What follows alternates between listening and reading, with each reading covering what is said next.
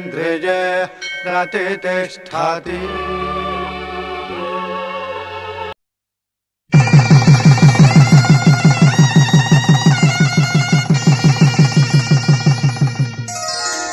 తల మీద చెయ్యి వేసి బొట్టు పెట్టినా, తాళి బొట్టు మెడను కట్టి బొట్టు పెట్టినా, తల మీద చెయ్యి వేసి బొట్టు పెట్టినా, తాళి బొట్టు మెడను కట్టి బొట్టు పెట్టినా, సన్ని కళ్ళు తొక్కినా సప్త పదులు మెట్టినా, సన్ని కళ్ళు తొక్కినా సప్త పదులు మెట్టినా, మనసు మనసు కలపడమే